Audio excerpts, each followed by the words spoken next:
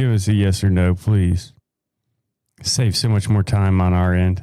Yeah, right. It should be. It's either way. If it's not, it's recording, so it'll all be edited and fixed in post. But yeah, if you could hear us, great. And then let me make sure this is up. Hi, yo, what's up? I can hear us on YouTube. Okay. And then I do need it. I'll fix the chat later. We're going to have to turn the chat No, box off. yeah, it's got to be something on Facebook. It's happened the last like 3 times. It's not even that. The last couple of times I've streamed, everyone said they couldn't hear me. It's because we've been talking about the lizard people. The first 2 minutes. No, I thought they instantly banned the stream because we're talking about aliens and Lex Wexner. That's what it was. And let's see. Let's turn this off because it's the chat somehow got messed up. So we'll get rid of that. Perfect. All right. And then I just need to find the vertical chat for YouTube.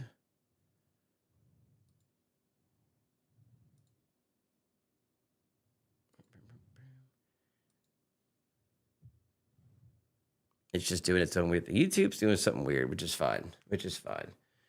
No, yeah, I could hear us on YouTube. It wasn't no big. It was trying to tell me that the video itself was private, but it is not. Okay, Canadian ads. Let me pull this up here. Yeah, let's roll with that. And then we miss a chat. We'll miss a chat. It'll be all right. Let's get rid of that one. Oh, not that chat. It's vertical YouTube. Not that all chat. Right, Canadian ads. Whoever sent this to us, thank you for sending us this video. And hopefully it is something that's not a violation. Zuckerberg's not going to let this play too. They flagged us or something. We have been flagged multiple times here, Ed. Multiple times. No, it's all the lizard people talk. It's gone. Man, we're having bad luck with the wheel here tonight, man. Bro. Look at this. All right, let's delete that one. Canadian ads. They must have took that video down for good reason. Yep, you'll have to chime that one in back again. That's going to be a long one. It's just a video. It's just a video. We just watched the video. Right. We can talk about it for 2 seconds. All right, let's do it. If it's still up. Hey, bring us in, Facebook. Come on, we're trying to share your stuff. Trying to bring it home. Yeah. All right, hold on. It's got to be a Facebook thing. Is Facebook muted? Every video is muted when I pull it up, just so I don't hear the audio.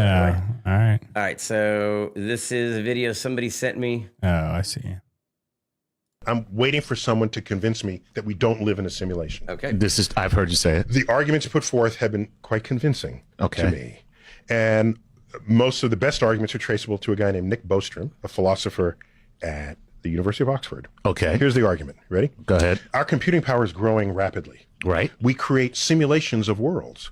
We have video games with characters that are inside the video game. Right. Imagine a day where you can simulate a world so perfectly with life forms, humans, so well that you can recreate every single neurosynaptic thought you could have, but now you're in the simulation on the computer.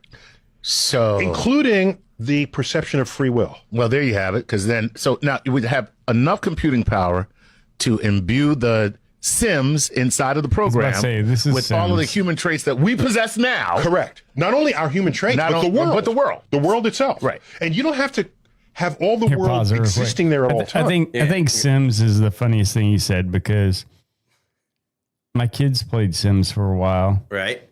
And they literally had, Sims 9 pools. See, I never played Sims. And then, all they do is want to procreate, which is great. Wait, Sims? Yeah, they do. The Sims breed? Yes, they do. Sims breed. So this is what scared me about my kids. This is when I had to start backing them off of video games. So my oldest one realized there was a way to backdoor get yourself into a better house without having to earn anything in the game. And then my youngest one just started building really deep pools, letting Sims fall in them. Oh my gosh. I'd say the closest thing I had to Sims was Roller Coaster Tycoon. I loved building theme parks, but I've never played Sims. Where the roller coaster never, connected. Yeah, no, I mean, I like to play, but I never played like Sims. The closest to Sims I ever saw that might have been like dystopian would be the movie Gamer, where they had like the people were controlled by real people, and they would go to into Wasn't work one day, that, and they'd be controlled by Sims. Gerard Butler. Yeah. With Gerard Butler. Yeah. Yeah. It was a good movie. I liked that movie. It's kind of and the guy that played Dexter, he was the bad guy. Oh, The actor that played Dexter. Yeah. That was a good movie. I tried to show it to somebody years later, and like, this movie's stupid. No, see, no, I don't think I ever watched it, but one that I do love is Fall of Man. I don't think I've seen that one. Fall of Man? Fall of Man? Fall of Man. I think it's Fall of Man. Yeah, it is. With Gerard Butler, isn't he in that too? Let's Google it real quick. Let me look Because if you, so this is my big crux. If we're gonna drop in anything political real quick, in this little blip, is if we weren't taxed to shit, people. If we weren't taxed to shit, it's a Christian doctrine movie. No, not that. Or is it not Fall of Man? No, it's not Fall of Man. What is it? No, it's not Fall of Man. What is it? It is the one where people stopped having kids. Oh, I do know that and one. Then, and then there's that one girl that gets born and they're trying to protect her. Yes. Yeah, I've seen that. That's not Gerard Butler. That is what is that movie? Is it not Gerard Butler? It's not. No, it's not Gerard you Butler. sure? Yep, I'm sure. It's Look him up. Just IMDb him first, and let's see. It's not. I know it isn't. It's the guy that played hold on. Last Man on Earth? Last Man on Earth, yeah. No. Hold on, that's not it. Oh, it's movie. Is he? What is his name? I'm trying to think of his name. Movie. All right. Either way, if we weren't taxed to shit, people, if our government didn't waste our money and have so many other people working for the government through bureaucracy. Children of men. Children of men, yes. Then you know what? People wouldn't feel the crunch anymore about being able to have children and having children at a decent age. Whether it be a woman that wants to be single, doesn't want a man, wants to have a child, goes get, Clive Owen. Yes, Clive yeah, Owen. I couldn't think of his name, man. Nope. I couldn't think of his name. All right, let me get this moved over quick so I could see. Then we wouldn't have movies like that. But that's one of my favorites, man. That's a good one. Oh yeah, like absolutely. Matter of fact, I may watch it when we leave. It's a good movie. It is. Hey, let me see if these are right. Let me just get this up. So have you ever thought about making your own DVD server? Because we're of the age. So did you keep server? Did you keep any of your DVDs? None. None. One day I just threw them all away. Blu-rays? I backed everything up to my computer and I just threw them all out. Okay, so you backed everything up. Yeah. So have you ever thought downloading it I have to where you can somewhere get your I own have server? the CD book that I used to use in the car when I was younger, and my hit lists, my burned CDs of my best mixtapes and playlists. I still have that book, but I don't have any movies or anything like that anymore. Okay. Well, I don't know. I just thought about we were digging through stuff, moving things out of storage and things like that. And I found a massive, two massive totes full of DVDs that were my brother's and mine. And then a bunch of Blu-rays too. And then HD DVD because he liked Xbox and I like PlayStation. I was like, HD DVD ain't gonna be the shit. Blu-ray sounds better. Oh, shit. It's even though Bill spray shit in the air gates or take my vaccine. Well, since Will ain't here, I gotta roll back into absolutely. It's but truthfully, he does. Couldn't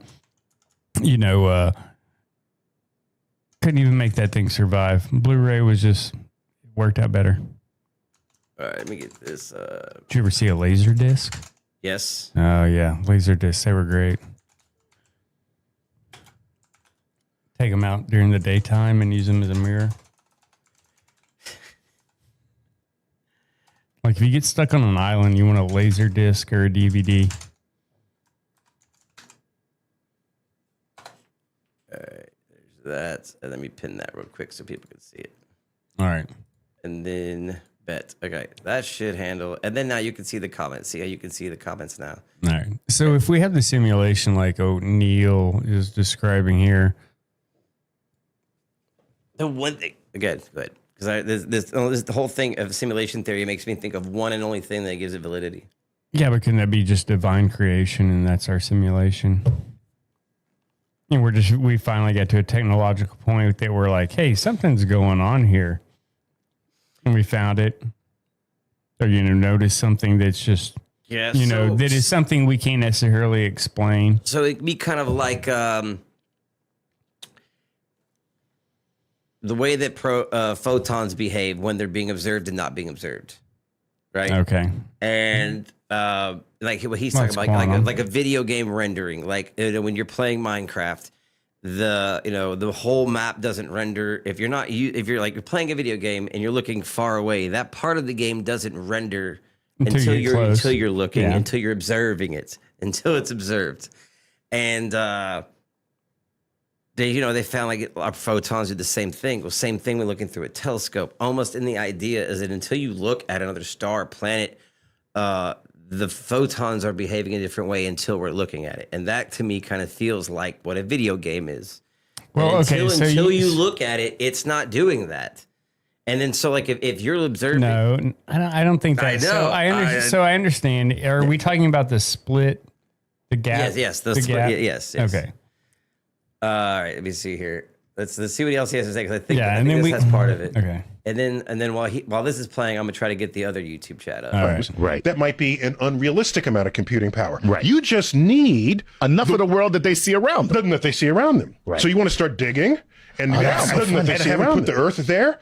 There's a flag that goes up in the programmer, and they say, need more Earth. And so they put Earth beneath you while you can keep digging. It's like the Truman Show. Yeah, well, for example. Right. Okay. Cool. Or doesn't Minecraft, you can build Or stuff? Minecraft. Right. Oh, that is Minecraft. Right. Okay. God, that guy's a brilliant genius. Okay. So and we went to the moon. They said, okay, let's make sure the moon is there. Right. Okay.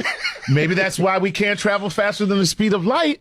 Because if we could, we'd be able to get to another galaxy Before they could program that galaxy. I will say this. In the years of being hated on because I was a Neil deGrasse fan, he's losing me. He's lost me as a fan of his with his like transgender. No, just his scientific personality. Like he does. He's just sort of come across to me as less of a advocate of the hardcore science community and more of a All right, so yeah. So more anything else. How old do you think Neil Tyson is? 60? No, he's old. He's got to be older than 60. You think? He ain't 60. I know. They say black don't crack. I have my. He's got to be older than 60. Over here. I know he's got to be. There's no way he's that much older than I am. Or 67. Yeah. So he's pushing 70. You're welcome. This dude he's in retirement years, and there's nothing better. Like how old is engineer Bill Nye? Bill Nye, Don't get on my bill with Bill Nye yet. Probably older. I think he's 78. I'm guessing. 70. 70. So just a tear. Yeah, there's 3 years apart. But that's just it. Like Neil just happened to fall into the comfy thing of being a popular scientist that they can use to push out stuff or to educate people. And the same thing with Neil, and they're both getting up there in age. Yeah. And hey, politicians, catch their route. You can be on ABC or CNN. We'll listen to you there a little bit, but get out of government. You're too old. I agree with that. But I think that's what's happening with Neil. And I hate to see it. When I lost Neil was when he started in on like women can be, guys can compete in women's sports if they're in a their hormones aren't in the, they're in the low enough range that they can compete. And it's like, no, we can't do that. Like, I agree. we have Title IX for a reason. Did you see the chick that was in the disc golf tournament? No. And her opponent was a dude, and she just threw her disc and walked off. Like, I'm not competing in a tournament that's allowing men to play as women. Man, I don't know about disc golf. I mean, Disc golf's old. Like, if it was golf, I would maybe be a little different, but not disc golf. Like, and I like disc golf. Like, I mean, it's throwing a plate, not washing it. bro. I'm sorry. All right, back to deal. So much fun. So the programmer put in that limit. Put in the limit Because that's the fastest they can get. We can't program fast enough. So we put in a limiter. The speed of light is a limiter so that you can't get to the next thing before we build it. All right, so let me finish. That's good. Go ahead. That's good, Chuck. All right. So let me finish this. So now that world evolves and they develop computing power. Right. And they say, we want to play video games. So now we're going to make a world. So then they make a world and they have sufficient computing You power. watch that Rick and they- Morty. You watch Rick and Morty. You beat me to it. You beat me to it, man. I was going to say, this is just slavery with more steps. You beat me to it, man. This is the Rick and Morty battery episode. You is. just power my car. You use me to I use you to power my car. Yeah. You use me to power your car. You use my universe to power your car. Yes, get on your steppers. Yeah, Right. get to on your create a whole steppers. universe within their computers. Okay. And then They do make a that. world. And then they make a world all the way on down. Well, It maybe could be hundreds, maybe that's why thousands, stuff billions. seems to be going to shit so quick. Maybe, The simulation's falling apart. No, I mean, like, Their graphics cards maxed out. well, who? Because Okay. we're using all of the NVIDIA chips to make AI. They're like, Yeah. oh shit, don't do that. Yeah. You take, bro. I can't start my car now. Yeah. No shit. It's like either that, or if it is divine creation, then God's like, oh man, all right, this one's ran its course. Press the restart button. Yep. Where's that comment I had that killed All the right. dinosaurs? Time to bring y'all back. Billions. Infinite. All right. So far, this sounds like it still works. That's fine. So now close your eyes, throw a dart. Which of these universes are you going to land in? The first one that's real or the gazillion that are not? Well, yeah. Just statistically. Okay. Am I drinking when we're playing this darts game? Because Because then you missed entirely everything. No. So yeah, there's no, something, something called Bayesian statistics where you're allowed to introduce information that you already have available to you, even if you didn't measure it to be true. So we establish the likelihood that one day we'll have the power to do this. Right. And then that factors into these statistics. Okay. So there's 1 in a zillion, you're the real universe, and 999 zillion to 1 That's you're a simulation. simulation. That convinced me. And I don't want to be convinced. Damn. I didn't like it, and I was just begging for somebody to give me an argument that was cogent enough to undermine that entire reasoning, and I just came Is across this saying he believes in simulation theory? Is okay. it saying Okay, it's a good friend of mine, Rich He Gott. says 99 billion to 1. that it is? Would you forget Stuff. your stuff? Your stuffy stuff? Like, I don't know. There it is. It's buried underneath my keys. All right. Yeah. No. I'm gonna need some of your stuffy stuff because mine's out there and I didn't want to get up. So yeah. No. He believes in the simulation theory. 99 billion to 1. So can someone just press the reset button? Because I would like to play another game. There's a colleague of mine back when I was at Princeton. All right. Deep thinker, likes calculating the ends of things. Nice. With Bayesian statistics. He's heavily quoted in this book, The Doomsday Calculation. And William Poundstone is a smart guy unto himself. And I am now convinced. Now you're convinced. Are you ready? Okay, go ahead. What do all these... So here is what convinced me we're not in a simulation. Not. Okay. Are you Not, seated? okay. All right. I'm seated. Are you... Hold on. I'm going to hold. Okay. All right. What do all those simulated universes have in common? They're simulations. Oh gosh. They have the power to simulate themselves. What I'm saying. They're simulations. No, they have the power to simulate themselves. Right. Oh, okay. Yes. That's what they all have in common. Make a simulation. They have that power. Right. Exactly. To simulate themselves exactly.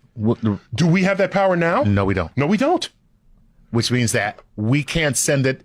We can't send ourselves into the future as a simulation. Because we don't have that power yet. So we can't continue the chain. So either we are the real one, right, or we're the one in the chain that's still evolving to try to then make a simulation within their own world. Right. So the odds of us being a simulation goes from a gazillion to one. I mean, to the likelihood of a gazillion, right? It flips. It flips 50-50. Wow. And I'm good with that. That changes my life completely. Yeah. Okay? And no longer are your kids going to say, Dad, it doesn't matter. We're in a simulation anyway. No, you got an argument. You have a rebuttal. Exactly. Now, a quick one. I have to do my homework. I got. You ready? Go ahead. Maybe these simulators have a side activity where they like reminiscing about days before you could simulate. We are in a simulation. That would be us. You believe so? So now we're Donkey Kong. I mean, a natural one. Anyways, like, it's just the sad thing is you don't get a second chance at it. Well, unless our next topic is correct, that might not be the case. All right. So depending on how this alien, Disclosure Day goes. Thanks, Steven Spielberg. Which I can't wait to show you that either. Depending on how that goes, this might be just a, how would you consider that? Like boot camp for something that lives a lot longer. This is just here to I didn't put it this way. I didn't really believe in life after death at all until I started digging more into these alien files. Oh, well, that's sad. I know. Brother. Well, that's depending on your beliefs. It can be. Donkey Kong. I thought this was it. One of my favorite quotes is if you can, if you ever think that maybe life on heaven could be Earth, then why aren't you trying to make it that way? This could be your heaven, but it'll never be heaven here. Oh, I know. But if you don't like, believe, if you're a religious person, if you're a religious person, if you don't believe that heaven exists, then you try to make this your heaven because you think after you die here, that's it. There's nothing after this. It's over. And so, wait. Say that again. If you do not believe in afterlife or heaven, oh yes, then why not make this your life as much as like heaven? So what's the most frustrating thing you have in a day? Frustrating thing I have in a day? Constantly, every day. What do you mean? Elaborate. Exactly what I said. What is the worst part of my every day? What is the thing out of every day? You're just like, oh, really? Or what is the thing that just irks you every day? I have a list. It's too long to get into. What's one of those? All these motherfuckers that can't drive. Okay. Yeah, I'm not like. I think I've had a road rage since the day I got a license. Okay, but what is the reason? What is the reason for the road rage? Because believe me, I have road rage because I joke with my kids about driving, and it's like they go take the driving test, and it's like I would say being it feels like I'm enveloped by stupidity. You're being enveloped by stupidity. I'm surrounded by just stupid fucking people. But why are they stupid? Especially driving. Is it inconsiderance? I say a mix of inconsiderate, selfishness, unawareness. Yeah, especially when phones came out. Like I'm not gonna wait till you look away from your phone for the lights to go. The second that light hits green, I'm honking out. Why does nobody honk their horns anymore? When did people just stop honking their horns? Is it just nobody's paying attention to drive anymore? It's like the second that fucking light turns to green, I look around and no one's fucking looking at the street. They're all looking at their phones. I just fucking nail my horn. They move from places that don't have guns. Sorry, you triggered me. Driving. They move from places that don't have guns. The second I can get a self-driving car, I'll never drive again. I won't care what traffic's doing if I'm in the back. But that's the thing is like I think you ought to be able to go to like a test and then they'd be like, no, you're stuck with Uber. You just have Asperger's or something. I could no longer drive from anger issues. Hey, what's up, Just a Girl? Nah. I think they. Oh, am I going to be able to ride when cars go? Yes, because when cars go completely driverless, I'll be in the back playing PlayStation. No, not even knowing or caring what's happening until I get to my destination. Like, oh shit, I'm here. Okay. I don't think that's a ride, but it's like I think people that do not pass. Like I literally drove past the DMV. And if you live in Texas, anyone that goes the speed limit or less in the left lane, I mean, that should be a golden rule. That should be a golden rule. Like, I don't know why they don't teach that. Like, they ought to teach, like, they do hey, teach it. I think they just stopped enforcing it. If you're in the fast lane, you got me triggered on this traffic shit, yo. You should. You opened the box. It ought to be like Germany. Like, if you're not in the fast lane, or if you're going slower and another car's approaching and they're flashing their lights, that immediately means move over. Like, you shouldn't be just sitting there. And if you don't look in your rear view that often, then you're obviously not like an attentive driver. I realize you couldn't be the change in the world, especially in the driving realm. You couldn't be the change in the world by leading by example. That doesn't work. You can't be driving, get in the left lane, pass somebody, get back in the right lane, and then pull up to somebody that's in the left lane, tailgate the shit out of them until they finally move over, and then you pass them in the left lane, and then just get right back in the left lane and goes under the speed limit again. So it doesn't work. I think that really like the best thing you could do, because like I did some minor racing and started in karting. So I think really the best thing you could possibly do is have a driving school that is a giant kart track and make kids drive around in go-karts and be like, you got to drive like this is a normal street. Hey, Mom, old people Pong, younger people Donkey Kong. I honk my horn. Nobody honks. I just feel like nobody honks their horn anymore. So go ahead. No. I mean, they don't. But I mean, how much of that is just because of? Well, a lot of people it's road rage and shit. Because now, the last time I honked my horn, we do live in Texas, yes, and there's a high gun population here. Last time I honked my horn, some dude got out with a gun, and I was like, dude, that's the last thing you want to do. Like the second you get closer, it's over. Like I don't like always calling the cops, but you're going to be on the Facebook post tomorrow. Yeah, you're going to be in a group tomorrow, okay? You'll be on the county mugshot. Disrespectful comments. Yeah. But I'd say that, that's a thing in my day I can't control. And it's a thing, I guess, usually the things in my life that I can't control, I let them go because I know they're out of my control. But the longer you have to deal with those things that are a minor inconvenience can probably eat at you over time. Yes. I mean, I think that's the thing that gets most people right. That's the reason why couples have arguments. It's like, he wouldn't pick up his socks. Well, I didn't pick up my socks when you met me. I was like, what the fuck? You know what you were getting into. No, I get you. Or I mean, I don't want to go there. Let's go there. Fuck it, man. All right. She hits curbs. Oh, dude. No offense. Like, what woman doesn't? No, I mean, like I work in the automotive industry. I see curbs on women's cars versus men's cars. And I can tell you the ones that hit curbs. Crisps. Yeah. I mean, no offense, but I can. Well, the newer cars, they fix that because they park themselves. Sometimes. It's like if you watch some of the Volvo things about their automatic braking, that's not the best. Like parallel parking. I remember this driving school I went to. You had to learn how to parallel park to pass driving tests. Yeah. I don't know what driving tests are like anymore. I think you should have to take a refresher course. Okay, no worries. Quite often. And no offense to anybody of the older ages, if you can't pass one in your older ages, you don't get a driver's license anymore. I think once you hit like 80, it ought to be mandatory. Yes. You have to go every year. 100%. Unless, you were a race car driver your whole life. Fuck it, man. I mean, not even that. Not even that. You could, unfortunately, some, people have health stuff. They could have a stroke or something like that. And, even if they were the best driver before, they could always be depleted in that capacity. But, I don't know. I mean, I tell you, if anybody wants to say AI could do something, like let it go do the DMV, because that's the most horrible place I've ever been in my life. It's the only time in my life you could automate the DMV, man. I mean, there would be a lot less people that had CDLs that aren't supposed to have CDLs. Okay, all right. Well, okay, so that's what I was going to say. Like you were talking about parallel parking. You had a CDL, didn't you? Yes, I did. Okay, Class A, B. Well, it had to be A. I have an A and an M. Yeah. Okay. Yeah. Yeah, I had A and M too. M's motorcycle, not a yes, I know. Big car, but yeah. Yep. But yeah. So A, did they take you in a service truck or on a semi? It was since I was a lineman, it was a line truck. Did they have you with a trailer? I had a line truck with a trailer that how long of a trailer? 35 foot. You're full of shit. Yeah, you're full of shit, man. I had to go to Wichita. No. I mean, you're full of shit. Like I had a CDL. I've never driven a full size semi. No. All right, so I had a semi, and I had to go back up with a 48-foot trailer and parallel park that. So I don't care, people. You can parallel park. Like, just take your time. And if you don't think you'll fit, walk.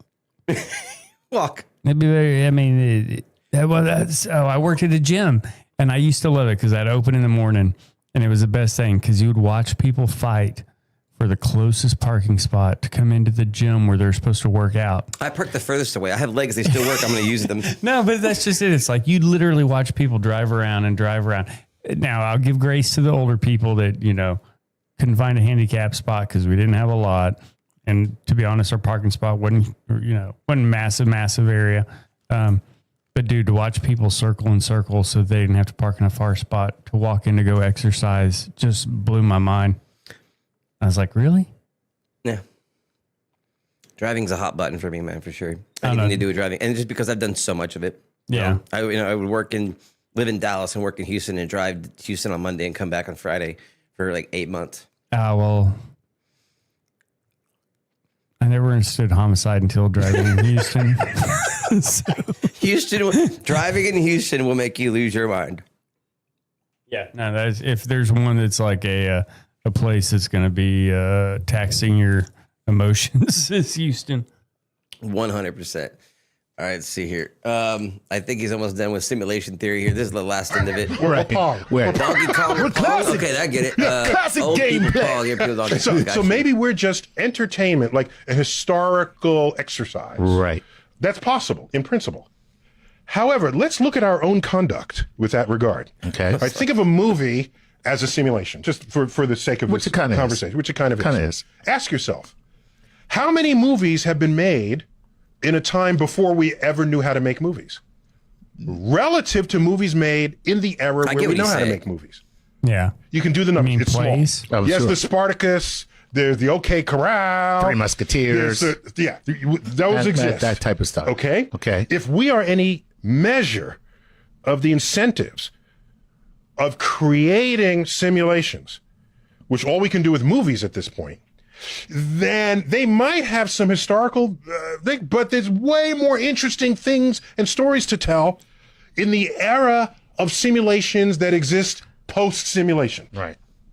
And yeah. So even if there are some period pieces that we might be, still most of these would be universes made after they could simulate themselves.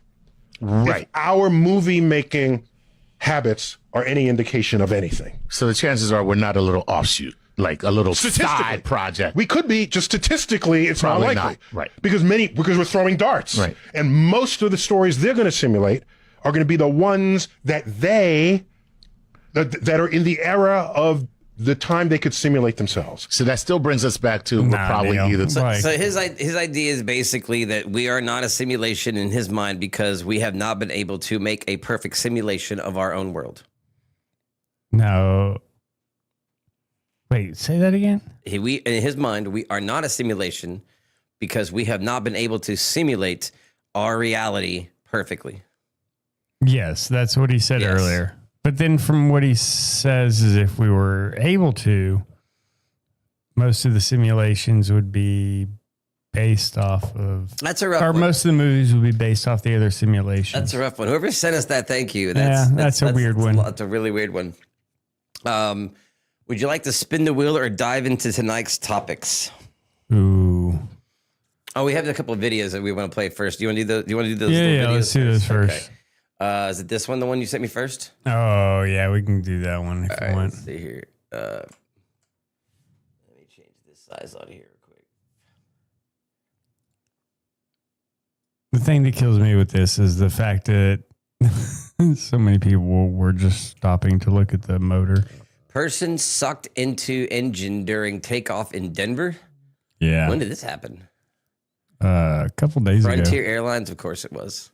The sad thing is, I don't know if this was the dad or one of the sons or if they're even related to this, but I saw read another article and it was like a dad and his two sons and they were going to LA and this was like, I guess they're, I don't know. No, because they said they got in a car and drove home. So my guess is they didn't live in Denver. So it must have been a layover. Okay. But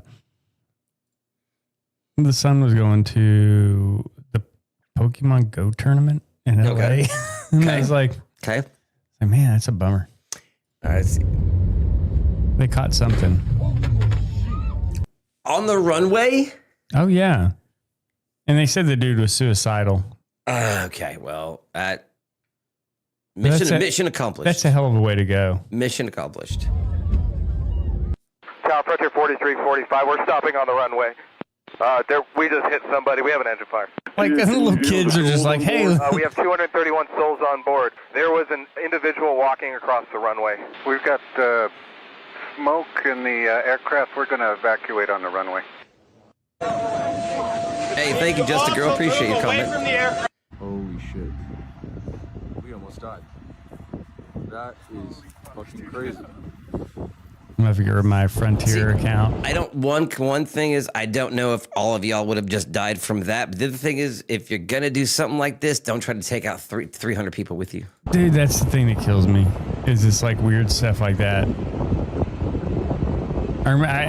They said suicide mission, and so I don't know. Maybe he was gonna try to hide in the landing gear or something like that, and that's what they're talking about as far as it being suicidal. But I don't know. Just oddball stuff. We can skip on. All right, let's see this next one here. Oh, this is a good one. Let's see here. This is Great Britain stuff. Okay. So if you want to get into politics, I don't know if you want to do politics. I'm going through the ones you sent me here. Yeah, this is all just goofball stuff. Baby Jessica. How am I supposed to know what Baby Jessica is? All right. No, does nobody remember Baby Jessica? I don't remember ever hearing about a Baby Jessica. Does anybody know what Baby Jessica is? No, just a girl. He had sucked into the motor. So the dad. It showed him. I mean, it just showed the engine catching fire. It sucked him straight into that, which is crazy because you think the plane is landing, which means they were taking off. Oh shit! So they were coming up. They just taxied to get ready to take off. I was thinking that thing was going full speed already. No.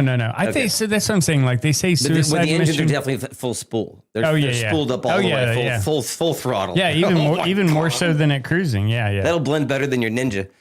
Well, that's just the thing. The dad with the two sons.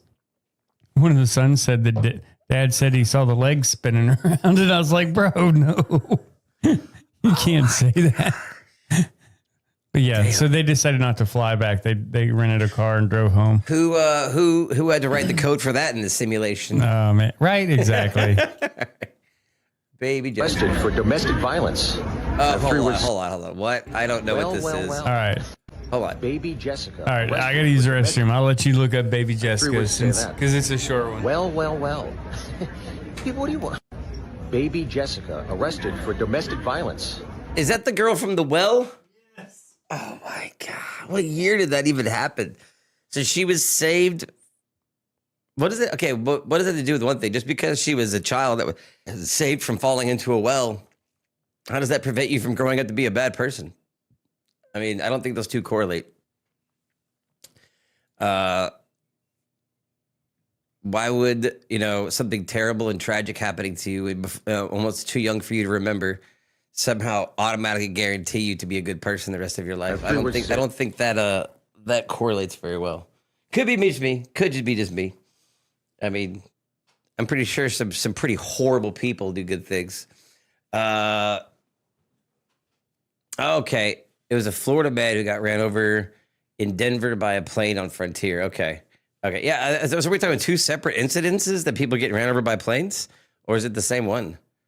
That's kind of crazy. How what's happened to airport security, yo? Let me see what he's talking about. Okay, so yeah, I remember Baby Jessica being the girl saved from a well. I don't remember every detail around it, but I don't see how that prevents you from, was there any more information on this? I kind of like vaguely remember that picture too. That's crazy. What are we talking about? Late 90s? Early 90s? Baby Jessica arrested for domestic.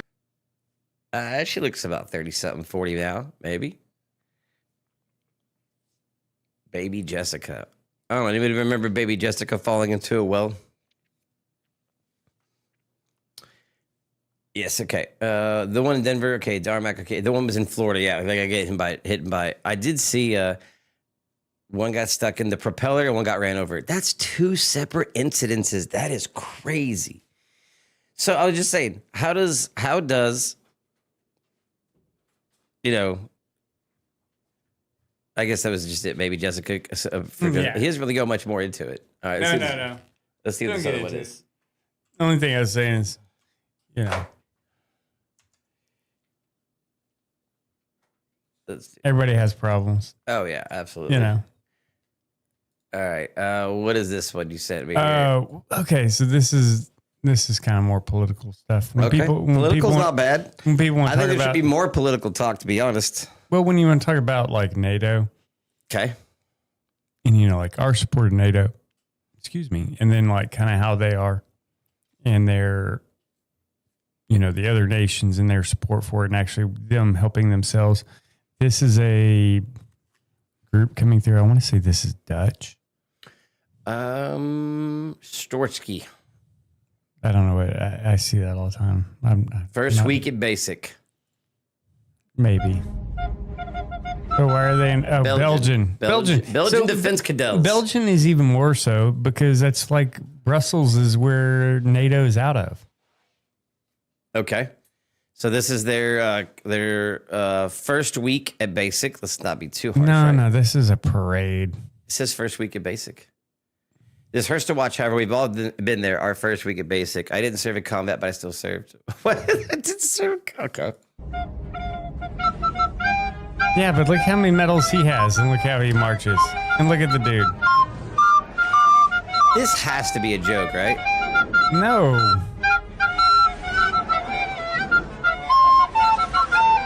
They're trolling, right? No.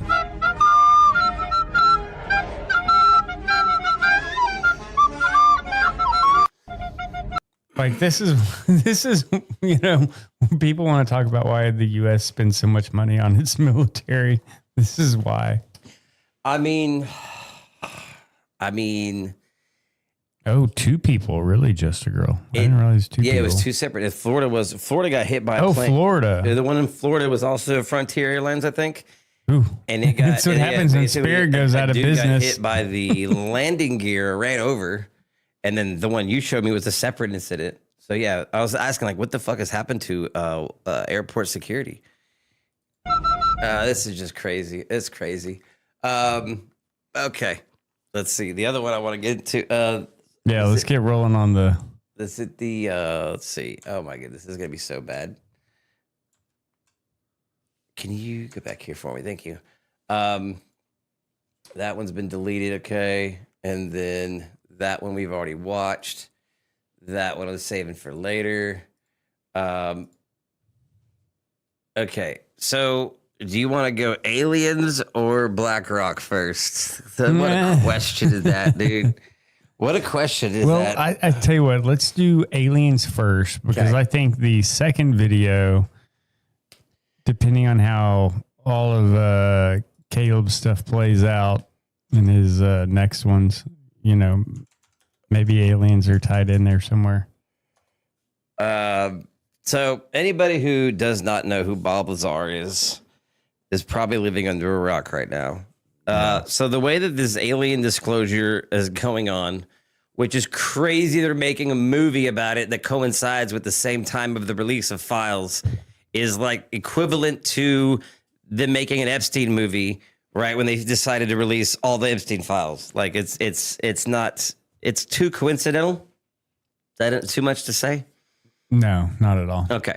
So the first release of the files obviously went back to talking about some of Bob Lazar's actual comments made in the 90s.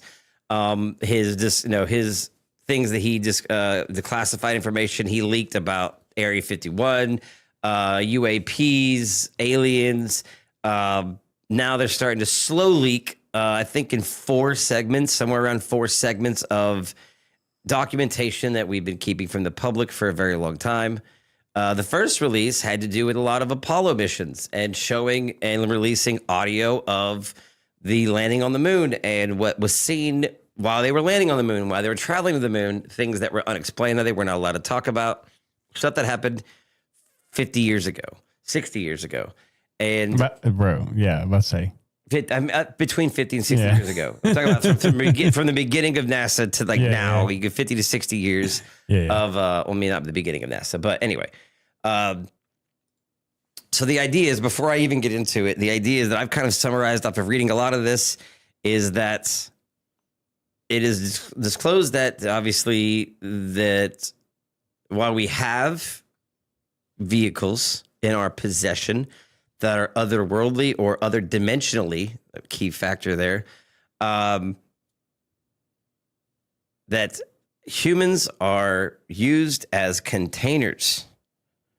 That is the idea that has been basically being pushed, that human beings are containers for aliens. What for?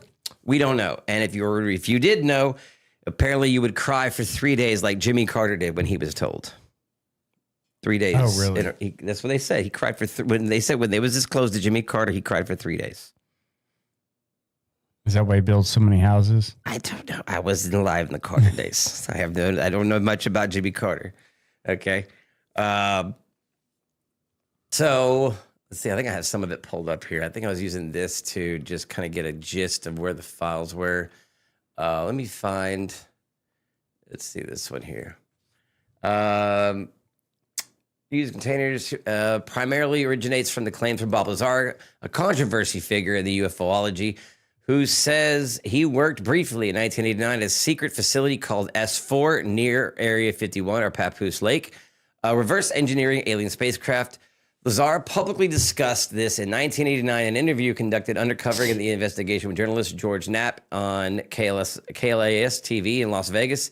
He described reading classified briefing documents provided as part of his orientation or work on the program. These documents allegedly contained information from or about extraterrestrials and referred to them as who referred to humans as containers. Lot of ideas around what exactly that means. Is it a misunderstanding?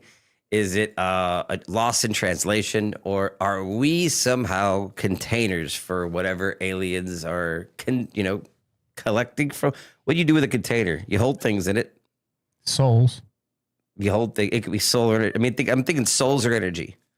Yeah, I mean that's just. I think you have two things here. I think if you were a true believer and that this is all true, and you're secular, then it's an energy thing. Energy thing. And I do kind of agree with that line. And it would be aliens. I think if you are a religious person, they may be demons or angels to a point on part of it, and it's souls, or it's aliens and it's still souls. Okay. That goes along with some of the lines of what people have been thinking. Also with that, let me pull this back up so it's in the background. See what we're talking about. Also with that, the idea that, excuse me, press the button. The release of some of the footage of the vehicles and UAPs that have been tracked by our military have a striking resemblance to the biblical depiction of angels. Have you seen that? No, I did see somebody jack with some of the footage that they have and then turn it into a David Star. Oh, wow. That's a good one. All right. So I did see that one. I'm just going to put in here UAP versus biblical angel and see if I can get it side by side.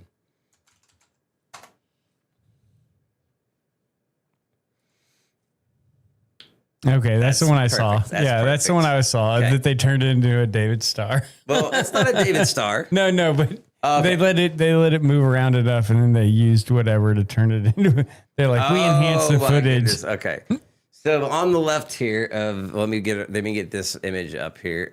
What is this on? I'll just go check out this website. Why not? Oh, this is a YouTube video. Okay, biblical angels have started appearing. Government reveals videos. From Black Woods. Has he already been taking that as well? No.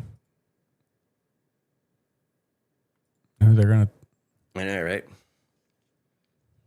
We don't have that many windows open. You got a supercomputer over there. I do. It's probably YouTube. All right. So here is the video of one of the released files in the first installment of the what is the Steven Spielberg movie?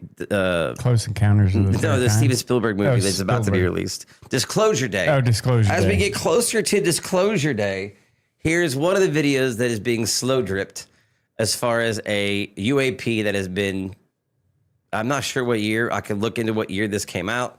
And, you know, of course, it's been put side by side with biblical representations of what people believe angels look like, which has a striking similarity to what one of these UAPs looks like. I find that not very coincidental. I find it, if you saw something like this and believed it was an angel, and it could If not. I saw what were Well, I'm those? going for the middle one. I don't Yeah, know what, no, I don't no, know what I these saw your out two. cursor. I don't know what these outwards two are, but the outer sides ones are. But the center one, what is the name of this device? This structure? It's like a, you know, I mean, astronauts train in it. Yeah, it's like You get into it, and you spin in a bunch of circles. Well, yeah, What the man, fuck is that called? it's the same thing they use for like the gyroscopes. It's a gyroscope, but So it's very, you know, obviously the device itself, or the UAP itself, is not spinning in the same way. It looks like it's just a structure. It's not turning on itself, which coincidentally is also in the movie Contact, how they sent her to another planet. Coincidentally. Oh, yeah. Yeah, the big my ongoing theme here is this all being slow dripped through us through movies, and it's just kind of finding its way into fact, which is kind of ironic.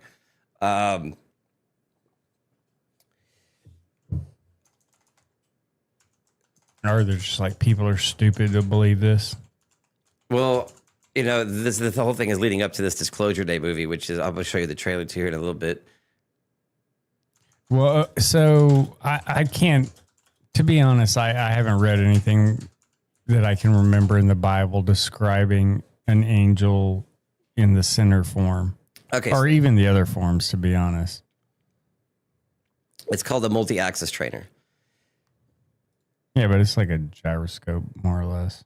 I mean, it's the same thing as that. It's one. I was about to say, it's like the thing you used to go to at It the has a center fairs. circle, an outer circle, and an outer circle that allows you to spin in Or Dave and Buster's. all directions at once. Yes. Which, so I can see Or here. the Science Museum. I think that's where I saw the first one, was the Science Museum. So, you know, basically one of these. It's a gyroscope. There you go. Look at the kid. It's a human gyroscope. Yeah. Let me get this one good for us. It's a human gyroscope. Okay. So to me, that's a gyroscope. That looks like a gyroscope. Now, the video of the UAP devices flying around. A seraphim? Okay, so those, I guess those are, I don't know. I guess, let's see, how long is this video? We can watch it and see what this guy says, and then I'll go on to, because the video of the UAP flying around is quite interesting. And thank you, Blackwoods. I'll make sure to credit you in this video for making this The video. UFO actually looks very similar to what's known as one of the Ezekiel's All right, so real pause it. angels. Ezekiel's angels. Okay, so pause it real quick. So Okay. we're obviously watching through FLIR. So you see a heat signature. So if we're saying, considering it's flying around, we're going to say that the white is hot. Since they have everything blacked out, you can't tell what they have it So set white on. is heat. So it is leaving a heat trail. Yes, so you definitely have a ziggly heat trail. You also have like a very definitive heat trail across the bottom of it. And then it's very cold at the front. Okay, so the front of the device itself is a colder temperature than the heat signature coming out of the back of it and the horizontal, whatever this is. Yeah. Okay. It's not just me. A lot of people seem to be believing this stuff because even And it looks to me like, do you remember that video that came out of the small device that NASA had? I don't know if it was NASA or MIT. You're talking about the... It had it was, yeah. yeah. Yeah, it's got all the thrusters on it. All the It's- thrusters. It's a ICBM interceptor vehicle. Yeah. So that's what it looks like that. And if you look at the corners or the axes of this UAP, it does look like it has some sort of motion, but those things are not putting off any. Well, maybe it's black hot, Luna, and who's the an white American trail behind politician. it Do you is see how it's condensation. popping off in a direction? It's a condensation trail coming off the back. Maybe. Possible. 46 minutes ago, she shared this image along with this UFO object that's flying around, and a lot of people It does kind of look like it's adjusting its trajectory with thrust and burst from those axes, correct? No, I wasn't paying attention. I was looking at the trail. Just look at the smaller The- four corners here. Yeah. The larger all ones that. are actually keeping it in Stable flight. yes. politician just 46 See minutes if you ago, see adjustments she being shared made. this image along with this UFO Yeah, object possibly. that's flying around, and a lot of people are suspecting that this is indeed the biblical angel. Now, I remember a couple of years ago, there was someone. The kill vehicle things, they can only fly for so long. Right, because it is constantly putting out fuel. Yeah. I mean, Is it fuel in its own sake? Yeah. Okay. I mean, I'm assuming they're burning like. So you have a couple different types of propellant. You have solid rocket propellant, which as soon as you light it, it goes. You have liquid propellants, which you can turn on and off, but takes a little bit to do that. And then compressed, or I'm assuming. Yeah, they are compressed. Yeah, I mean, in like compressed bladders. And then there is another type of fuel that actually can be set off electronically. And it is... Ooh, I didn't know this. Yeah. So you can actually, like, as you apply electrical, voltage to it, it will make it ignite. And then when you shut it off, it stops. When you turn it on, it goes. So something like that can be more compact. You don't have to have like storage tanks for oxygen or hydrogen peroxide or whatever they're using for thrust. So it's a little tough to say, especially looking through FLIR. Let's see where this goes. Obviously, this guy's had the same idea. Let's see where he gets to, and then we'll get on to continuing with what Bob Lazar said, and then the other guy that came out that is releasing his own kind of information about where this is all going. That actually made a 3D model of what the biblical angels would actually look like if you look at them. And So I'm going for the center one myself, just because even though they're all three equally horrifying, if you saw this, you'd probably not feel like you were looking at an the angel. second one's the most horrifying if I had to look at something. But I'm looking at it in this way. If you just, because this is, I don't know exactly where the biblical representation of what someone said that angel looks like, but maybe you just misinterpreted those as eyeballs and they were something else. I mean, that's to be honest, like it has been a very long time since I've read the Bible, like. Or a theory of mine, if the this was a UAP and it's using some kind of visual deflection device, you could be seeing your own reflection or something kind of reflecting in it, or like if it's using a cloaking device, and you're seeing something that doesn't make sense, like a hall of mirrors. I mean, we're either way. If we're talking about something that has to deal with aliens, or if we're talking about something, then this is our perception of what we saw, or. I mean, would we even perceive it necessarily? If it's a non-3-dimensional being, how would you even perceive or be able to visualize something that's from a different dimension?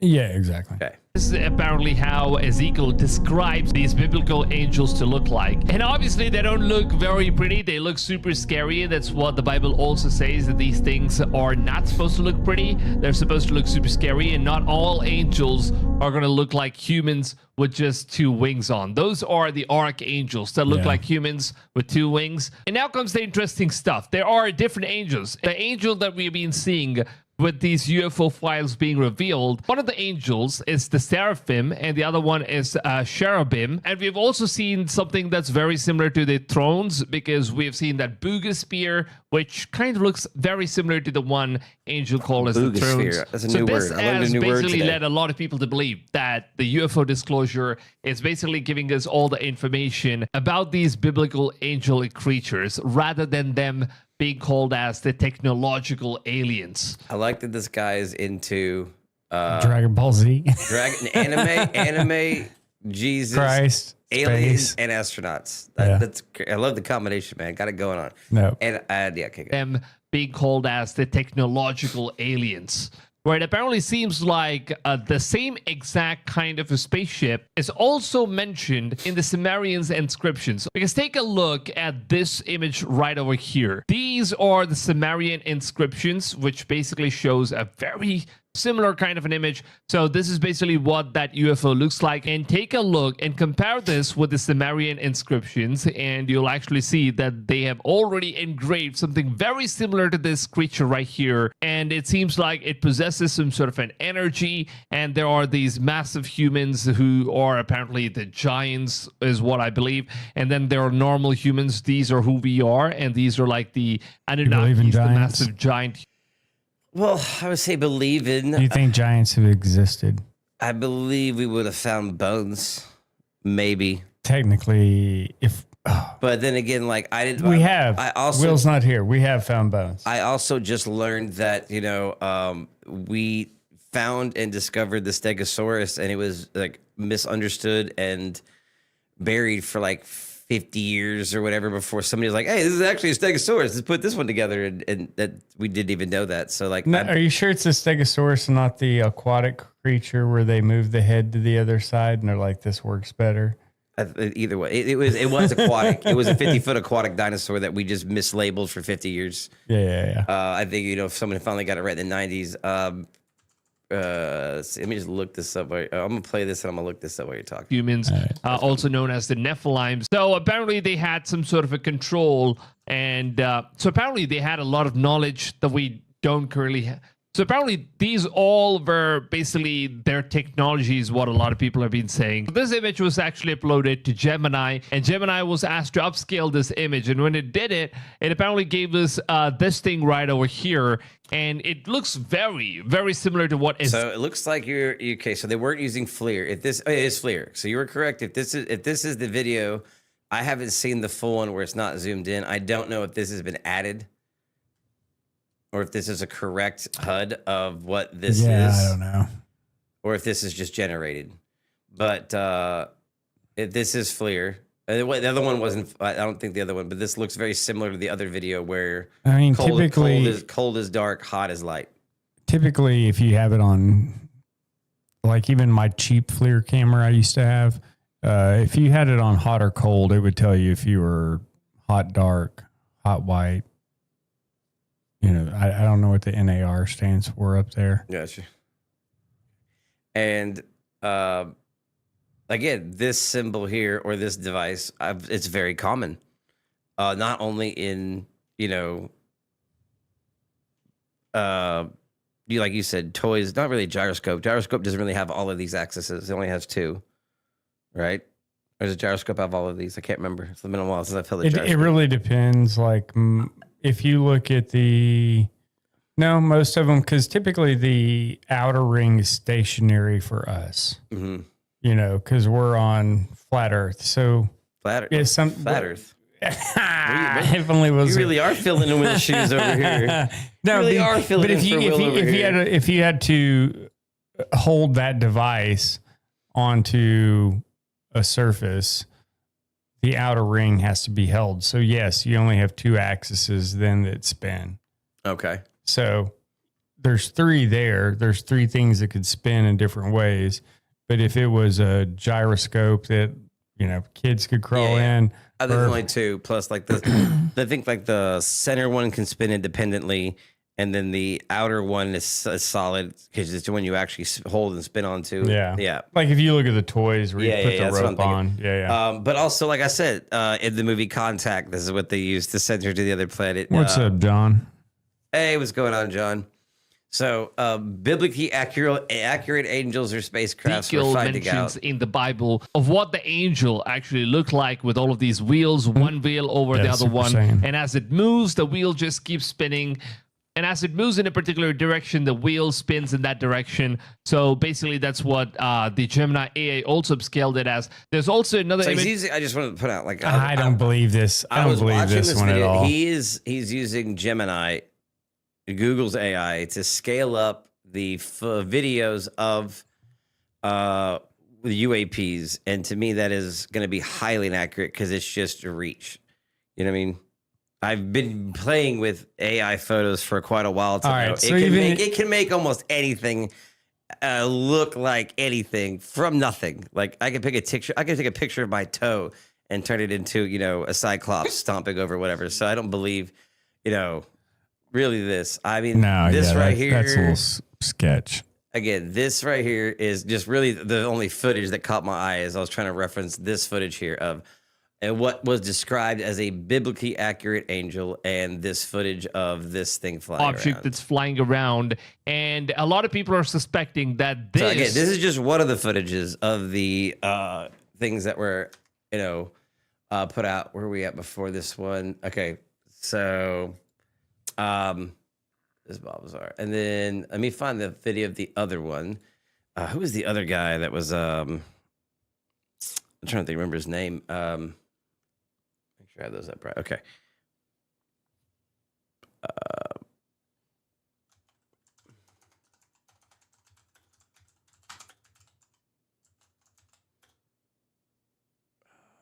Who was he interviewing? I don't know. I've held off looking at it. Yeah, and I really was too until someone started really telling me that, you know, as people started reading into it, there's a couple things I watched that I was like, I must have missed that the first time I skimmed through it. Let's see, where's the one I was looking for? I had some of these pulled up already, but I'm looking for another one that I didn't pull up.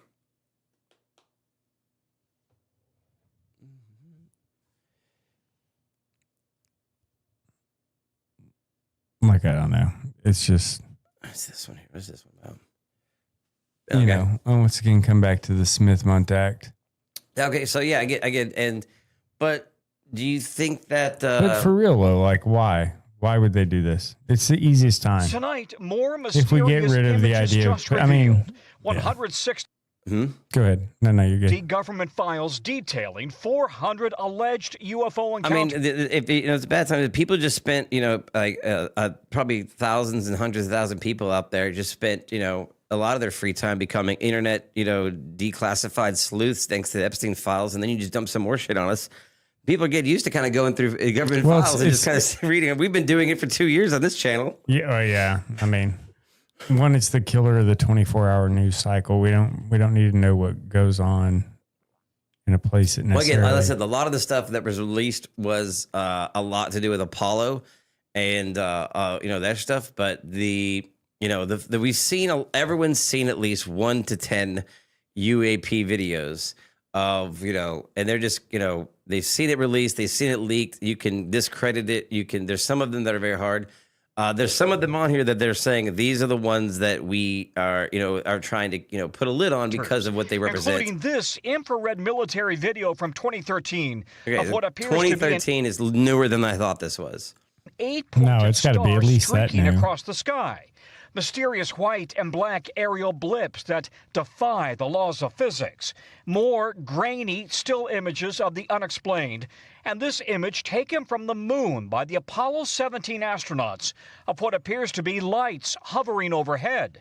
The astronauts later suggested it could have been ice crystals. Today, President Trump posted with these new documents. But they said they couldn't see the stars. Yeah.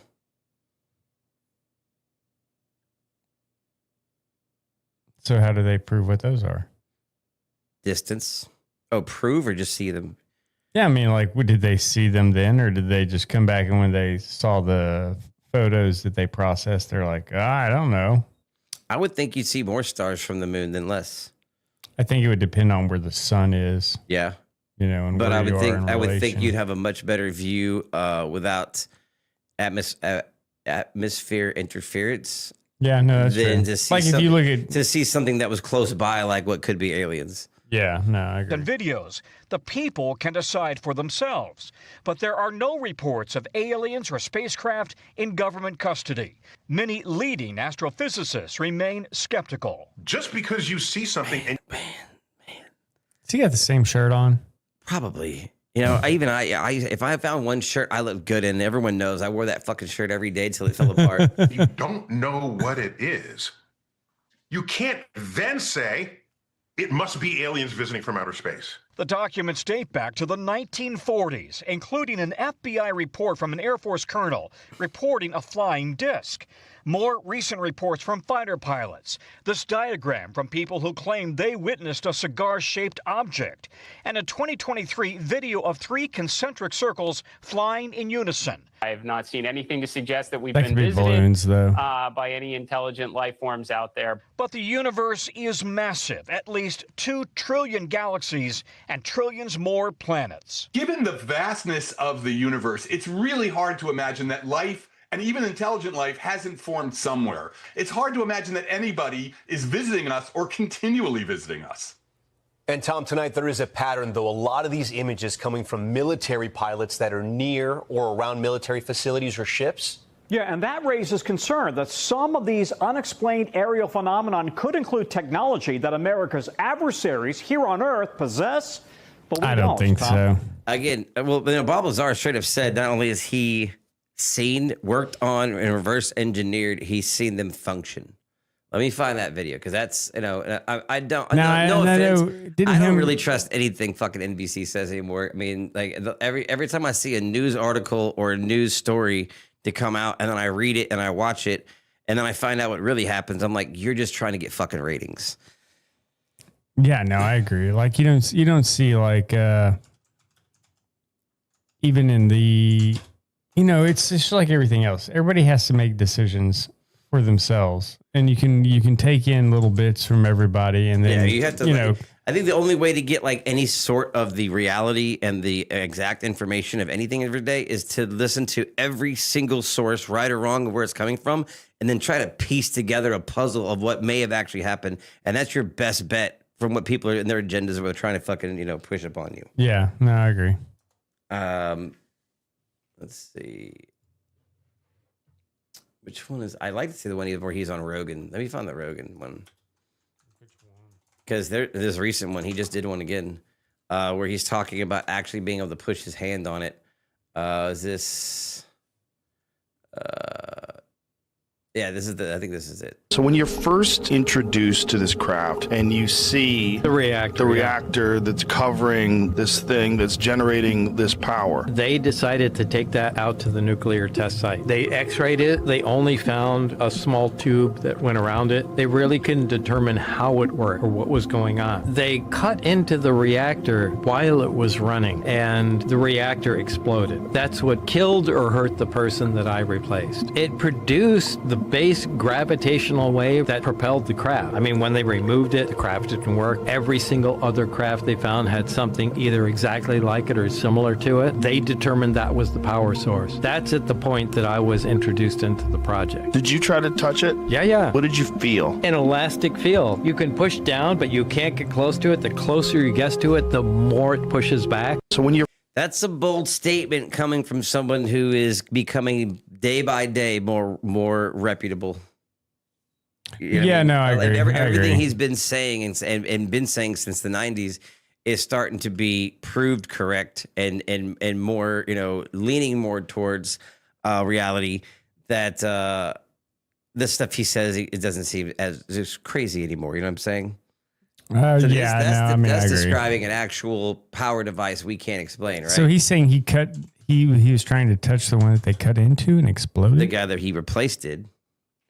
Yeah, cut into that one. Yeah, I wouldn't. I mean, I don't know about you, but I don't cut in any power source while it's on. All right. It's like little journeyman electrician 101. Oh, clever. That's some third world stuff where they're like hanging over there like with the broomstick trying to hang a wire on the main power line. Yeah, let's see here. I think this might be the one I'm looking for.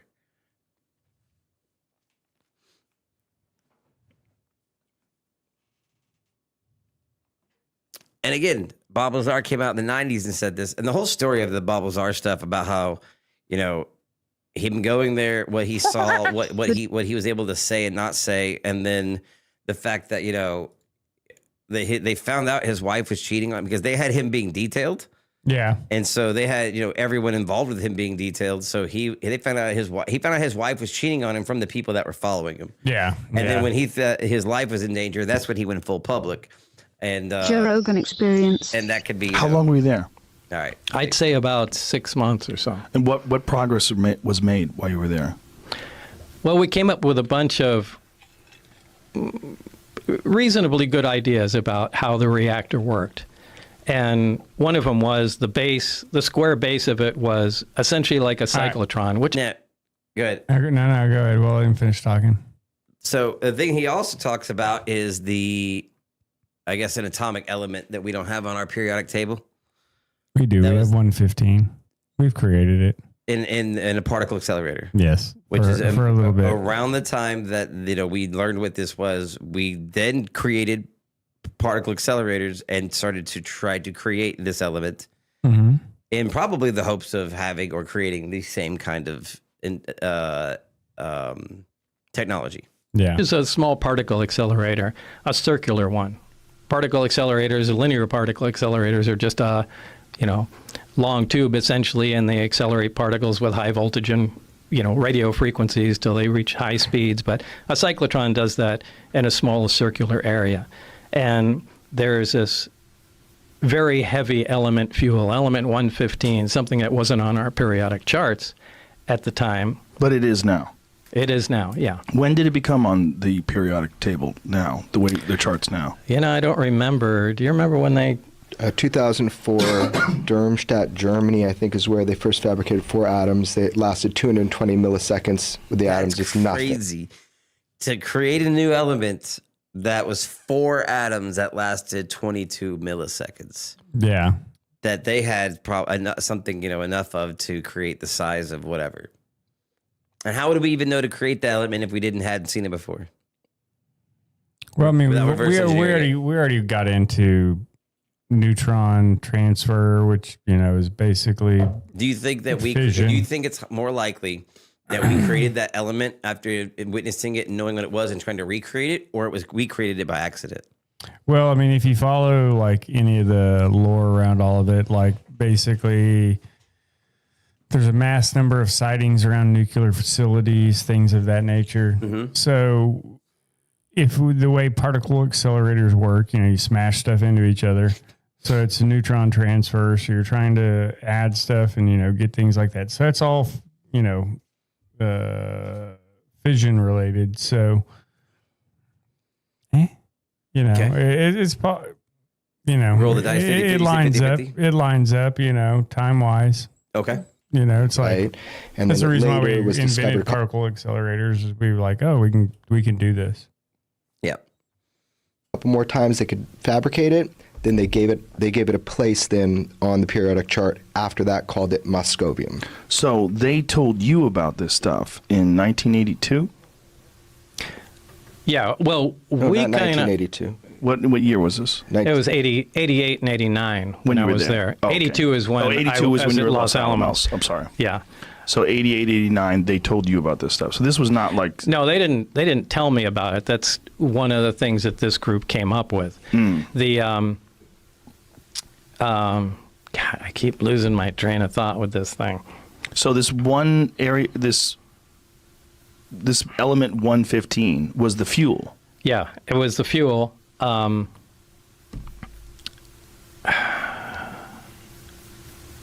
you know how they say that they could measure the human body and every molecule or everything in it? They can break it down to, but there's just like one missing thing that weighs a certain amount. Oh, like the movie? Yeah, what's that movie? 8 grams. 8 grams. Is 8 grams or something? They can't. That's what should be like this element, and it's like, oh, that's what they fucking. We just grow that shit in our bodies. Right. It's their fuel.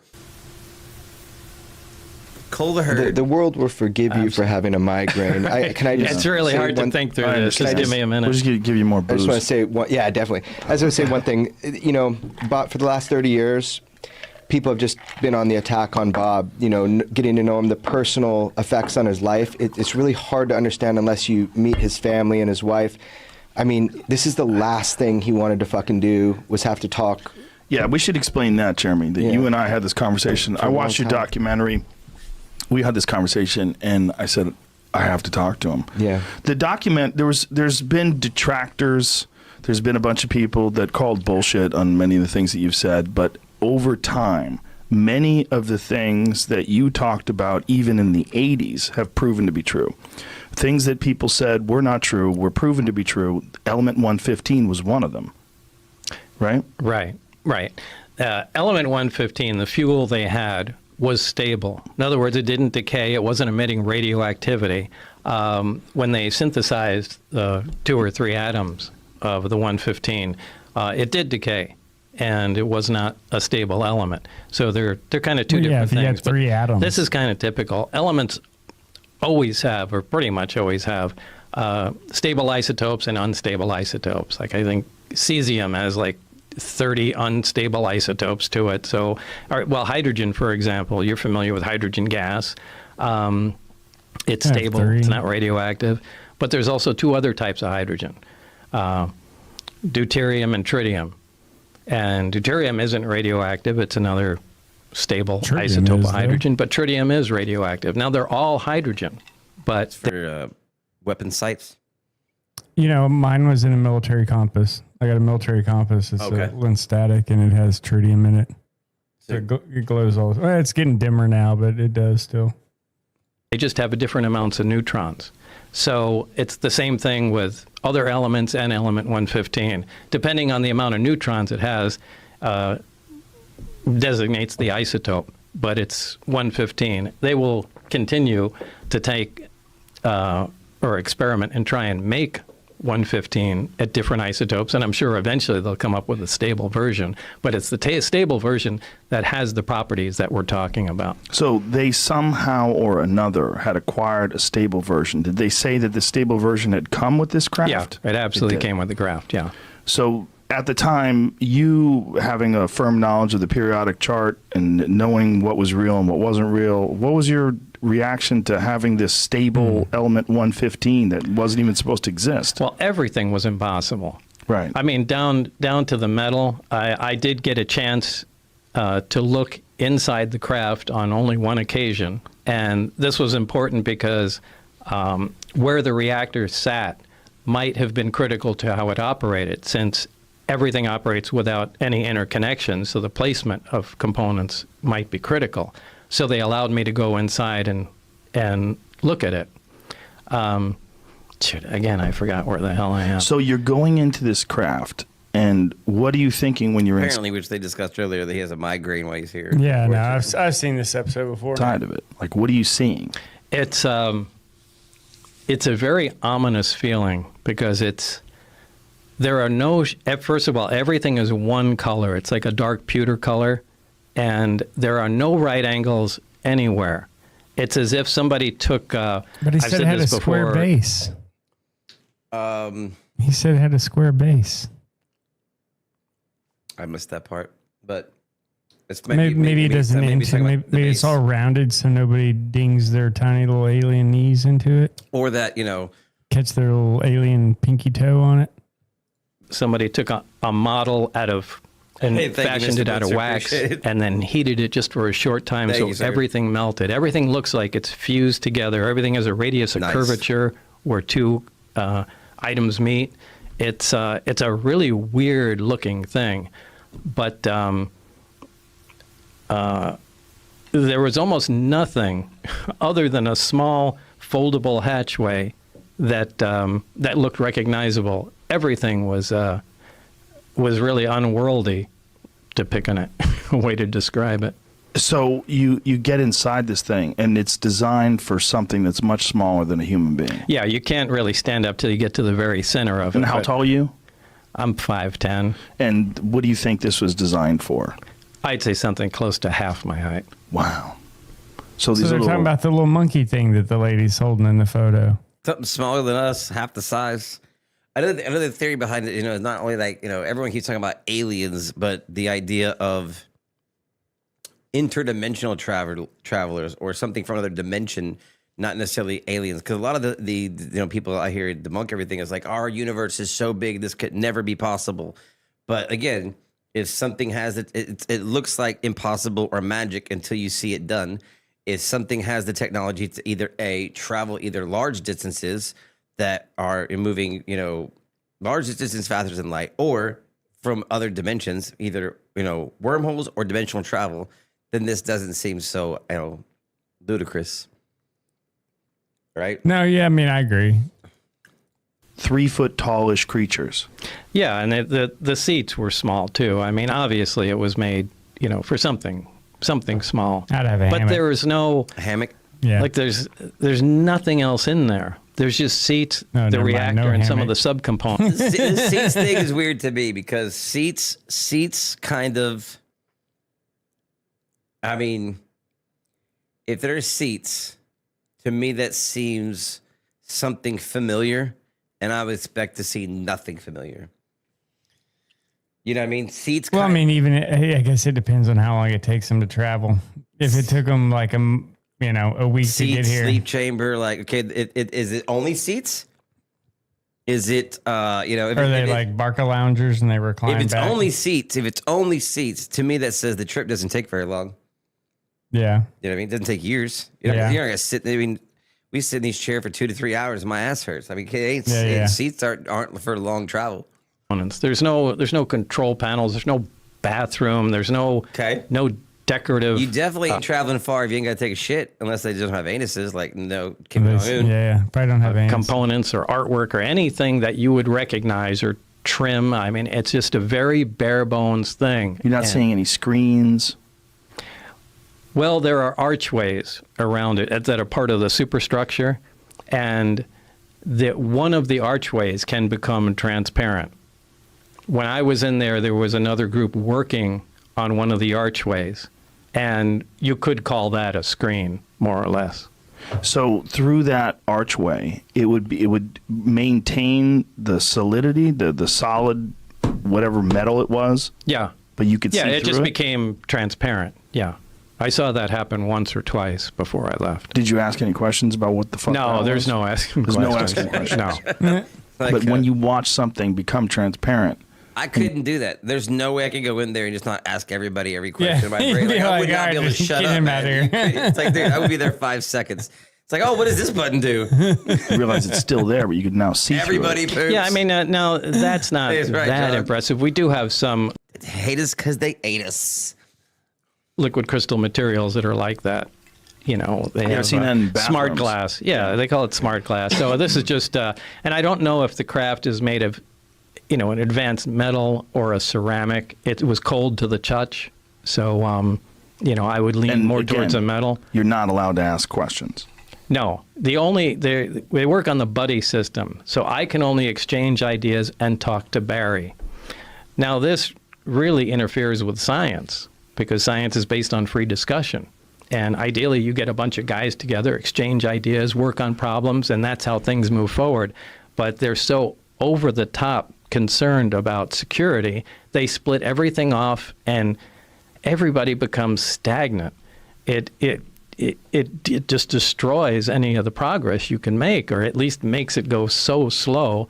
I think they wind up shooting themselves in the foot. Which is probably why they arrived at this bottleneck that they needed to get this madman with a jet-powered Honda to come in and see what he could do. I think that was an act of desperation. I think they wanted someone that thinks out of the box and let's just give this guy a try here because they weren't, and they might have done this 4 more times since, up to the point in time today, assuming they're still working on this thing.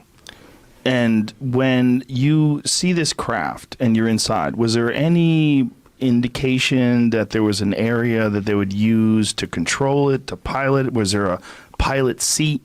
There were 3 seats. They sat around, the reactor was in the dead center of it, and then equidistant around there were 3 seats.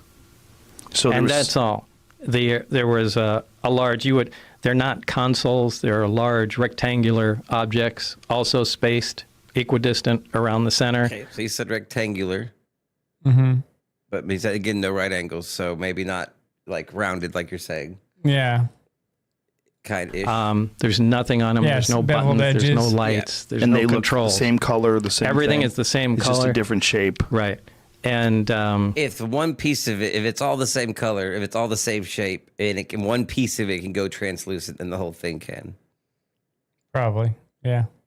Directly underneath them, there's 3 levels in the craft. The main level is what we're talking about.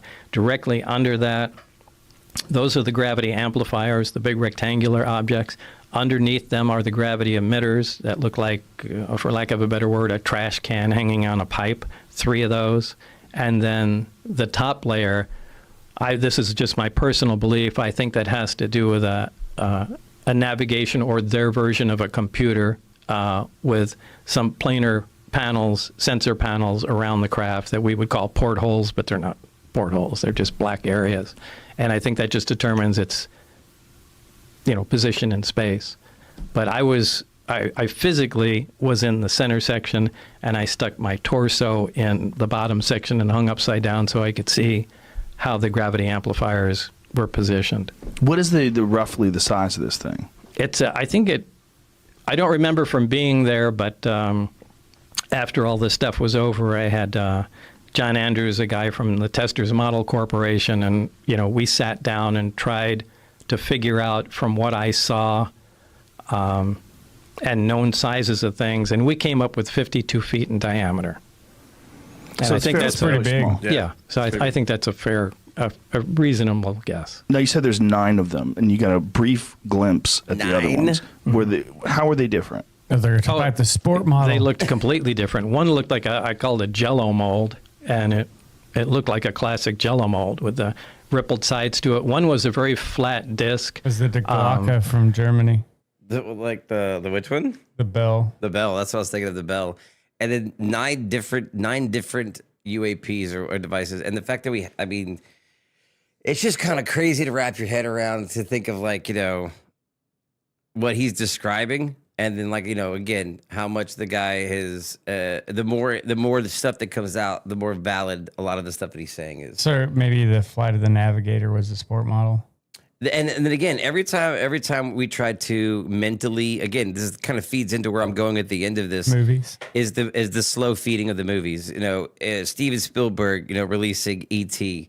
And you have why E.T.'s legs are so short, right? Yeah, the same size of the device, or same size of the creatures he might be describing. The Flight of the Navigator, the actual fucking movie called Disclosure Day by Steven Spielberg coming out. What is it in Paul? Have you seen the movie Paul, where he's like, oh yeah, he's like, yes, he's like talking, it's like, yes, Steven, they wouldn't do that. He's like giving him ideas for the fucking movie because he's a fucking alien. This might not be as far-fetched as we think. And how do if you were to just release all of this to the world out of nowhere blindly and go, hey, guess what we found? Everyone might lose their shit. You'd have mass hysteria. But I don't think there really would be. If you slow drip it over decades, and get some people on board with the idea of some of this existing, you might not lose the whole world in one day. I don't think it would be that bad. I do in some places where where some people that couldn't wrap their head around any other idea of the. I don't think anybody would freak out unless they saw something. They'd have to put it like they do like a presidential death and put him in the rotunda and let everybody come look at a body.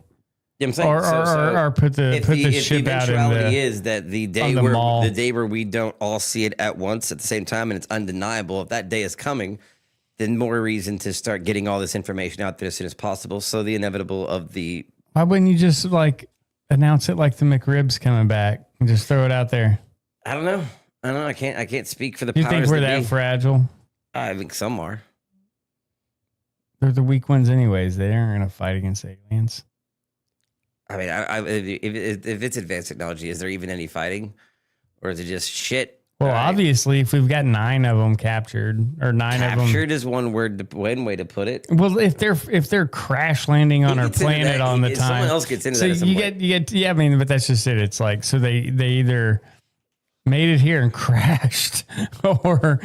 I heard someone say the speculation of when we were doing atmospheric nuclear tests, we might have accidentally, coincidentally, zapped their ship. Fucked people that, or zapped some ships that were observing us. But oops, my bad. But I mean, I'm sure they would have known. What are these guys throwing fireworks at us? Oh shit! It's not gonna happen like that. Especially if they're paying attention to nuclear, stuff going on. That may be one of their weak points. Some sort of if a nuclear weapon is the only thing that could take one of these out, and we have them, I'm sure they're like, oh shit, You've seen Independence Day. Oh, dude, Independence Day is one of those movies that hit me like in a way I don't think any other movies has. If I remember correctly, when we went and saw it in theaters, my mom said my hands were gripped onto the seat arms, and I was just hyperventilating and couldn't hear anybody. Like then she was like, "Hey," and I was just not. I was just like locked in, like freaking out a little bit. Yeah, like fully immersed in the movie. Because obviously this hits a core of me. At one point, though, he does bring up, the possible nuclear test being a way that we might have acquired them. Another one may be that we were given them. Well, that's even weirder. So there's like, here you go, no instructions provided. It's like ordering from Temu. Well, I don't know. There's a fucking communication barrier or something. I don't know. Like like a straw hat or something like that. That was sitting up on its edge, and the thin part of it looked like a projectile had been fired through the edge of it. So I don't know if they were that takes my idea of them giving it to us away. So unless he says, I believe he does state at some point in time somebody mentions their gifts. So. Yeah, but so let's say they get you. If I give you a Tesla in the year 1730, you might wreck that thing once or twice. I'd shoot a musket ball at it. You might try some weird things because you don't know what the hell it is. Yeah. It's definitely probably freaking people out. Yeah, you know what I mean? To see if the metal could be penetrated, or if that's where the thing came from. Maybe it was shot down. But that was the only one where I saw there was actual physical damage to it. And that one was roughly the same size? They're all... they were kind of too far away to tell. And there was several teams that were working on the propulsion systems? Stop. So it was Rewind it just a second. Okay. All right there. Through the edge of it. All right, so I don't know if they were attempting to... A little bit back, a little bit further. Oh, sorry. All right. If I think that has to do with a navigation or their version of a computer with some planar panels, sensor panels around the craft that we would call portholes, but they're not. I think I went too far. Hold on. Like a straw hat or something like that. That was sitting up on its edge, and thin part. So he says it's sitting up on its edge. So if you're thinking sitting up on its edge, you're thinking vertical. A hat sitting vertical. And he says that the one he got to look at, they assume is 50 foot. Mm-hmm. That's a 5-story building if it's sitting up on its edge. Well, he didn't say this one was 50 foot. Yeah, but if he's like, I couldn't judge, it was too far away. Well, bro, if you're in a 30-foot tall building, 5 stories is not 5 stories. 5 is stories big. is not unfeasible, and especially if it's. Did he say this facility was underground? Well, its area is S4 or wherever. S4 is not in Area 51. It's far away. No, it's not. It's up in the top corner. Papoose Lake is up in the top corner from Area 51.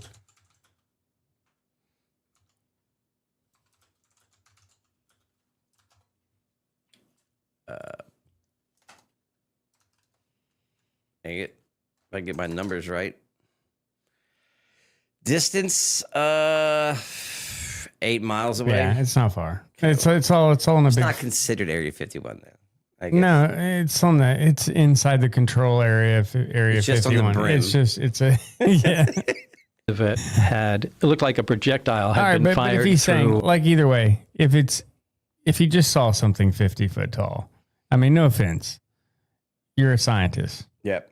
If you look down to the end of a hallway and you walked in the hallway and you have other reference points, you can do that. You can do that math. Yeah, I mean, it's hard for me. I'm not going to speculate. Like, again, if you asked me I remember seeing 50 years ago and, even 30 years ago, my it might be a little bit different. How big was, things to you, or the size of the. I can tell you, if I looked at this monitor on this side of the room and I looked at that monitor on that side of the room, I'd tell you that they're the same size. Did he say they were the same size? Yes. Okay. Did he say all the vehicles were the same size? No. Or just these two? No, but that's what I'm saying is like, I'm just saying is like, I think you would be able to tell 50 like foot 50 foot tall. foot vertical device seems a little far fetched. Yes. That's, that's a big, like most of the large underground bunkers that were built in that time would have been for ICBMs. And when he was around, should have been into, past Atlas and into the Tritons. Late 80s, early 90s is when this is going on. So it's like Minuteman and, the end of the Triton missiles. So you're talking about big underground, and all of those they built as either domes for the very large area rooms because of weight load. I mean, you got to deal with the dirt above you. You don't think there's an underground facility, military owned, that's taller than 5-story building? Well, I mean, open space. Let's say. But it depends on how big of an open. How big? Are you talking about a football field open wide? Like a hangar. Like, but I'm saying like how big of a hangar? Because you can fit a C-130 in a hangar that's 40 foot tall. Okay. Gives you plenty of room above for all your lighting and bullshit, but it'll probably make it through a 30-foot door, I would think. Okay. Or 35-foot door, maybe. But that's all I'm saying is like, I would think you'd be able to judge that, especially if you're a scientist. Yeah. That'd be something that like, okay. especially I'll take that in consideration. Yeah. Let's see. The edge of it. So I don't know if they were attempting to see if the metal could be penetrated or if that's where the thing came from. Maybe it was shot down. Considering our last podcast, we're talking about shooting nukes at the moon just to see what it would do. This isn't far-fetched to me that we shot it after it was on the ground. No, not at all. To see what it would do. No, not at all. If we needed to take one out, if we never took any of them out and we needed to see if we could. Yeah. Test it out. I agree. But that was the only one where I saw there was up. Actual physical damage to it. The one that the motor came out of was roughly the same size. They're all. They were kind of too far away to tell. And there was several teams that were working on the propulsion system, so there was different teams that were working on these different aircrafts? I don't know. I could only assume. Right. Now, when you're sitting in this thing and you're looking at this otherworldly craft, your goal is to try to figure out how this thing functions. Your goal is to try to figure out how this reactor, but you would imagine they would give you more time than just one day to check that out. Oh, it wasn't one day. Right. Yeah, Barry was there. I think Barry was sleeping there. I'm sure they had. Now, that isn't weird. Up at the Tonopah test range where they work on stealth fighters, you go, I think, 3 weeks on, 1 week off, and you stay up there too. So it's not weird to stay up at the test site. Right. So, I think he pretty much, and he acted like he's been up there for a long time. Yeah. But he's still there. Yeah. Who knows? Do you have contact with this guy? No. Oh no. I wish I did. I kind of thought he was going to come out after I did. Right. And I think I took so much flack and it's so much shit for what went on. I think I wound up helping security there, and everybody became afraid of, doing or saying anything after that. So what kind of reports did you have to give? So you're not making much progress, right? You're just trying to figure out what this thing is, and it seems impossible. Well, we didn't personally make them. We were always, there was never a lot of information that we gained.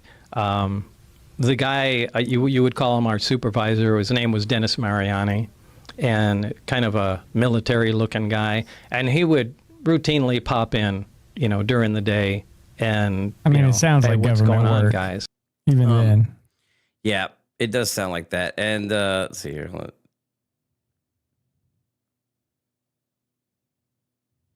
I don't know. It's just I like Bob Lazar. I like listening to his story. But it also kind of reeks of government. Yeah. And it obviously worked for the government. But yeah. And then, of course, if he's been going to this facility, doing tests, only allowed to talk to one guy, not really just bounce ideas off of him, go and look into, what the, ships, he's only looking at one thing. I was trying to find the part where he's talking about, let me see what this part is. This is the most viewed watch part here. how the propulsion system works, and he describes the device itself. That's what I was trying to find. Let's see, is this it? The craft is sitting in the air, and you walk underneath it and look up. Okay. You actually cannot see the craft. The light bends around it. You're bending, gravity bends light. Basically, the entire ship is talking about, being able to manipulate gravity in a way that we have not been able to figure out. Which, again, another movie, Interstellar. Yes. Okay. Yeah. Bends radio waves.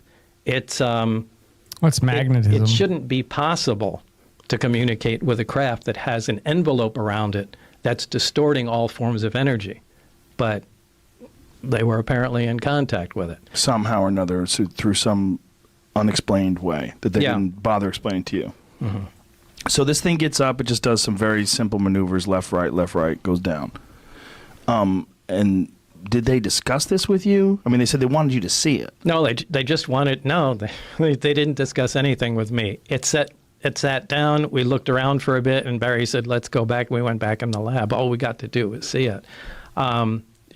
Fast forward. I think this is where he talks about to some months later. I did have the test flight schedule of the craft. Okay. Now, they had times they had designated high performance tests. This obviously wasn't one that was a high performance test. The high performance test goes above the mountain range, and they do much more radical moves with the thing. Look, this is a prize. So according to this and here, we've been able to fly it. Okay. And have been since. So, I think a majority of sightings are us. So is the one now that looks like a star is like got spinners and bullshit on it, and that's why it looks like that instead of the maybe it's pill? us making it. I don't know. Spinners on it. They go down to AutoZone and get put some bling on it. Get some stick-ons. And they're not doing anything like taking it out of the atmosphere or flying around to other countries. Why would you not do that? That'd be the first thing I did. Like just, take it straight to space. You just go from like if you can figure out how to control it. Like that's the other thing. If it's just a orb of A115 in the center, it's 3 seats. How the fuck do you figure out how to fly it? I know. He already says that it's built for people that are like smaller than him. And then they go get jockeys in there to get it. Three little miniature guys from the Air Force all sitting around the ball trying to like touch it or like. We need the 3 smallest pilots we have enlisted right now. They got like Audie Murphy to come back in. They're like, we need you, bud. We need the 3 smallest pilots immediately. Go grab some jockeys as backup just in case. Or anything like that. They just play with this thing right over the test site. But they were doing some radical moves with it.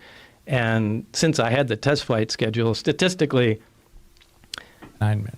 The amount of traffic in the surrounding areas on the highway was lowest on Wednesdays. And that's why Dennis told us that all the test flights occurred only on Wednesdays, because it'd be the least chance that anyone would see what's going on. Yeah, the people that lost their money at Vegas were already going home, and the weekend crowd hadn't shown up yet. And then, so along with that, there is hit the wrong button here. Where's the guy talking about? Let me find the other video real quick of the. I don't know.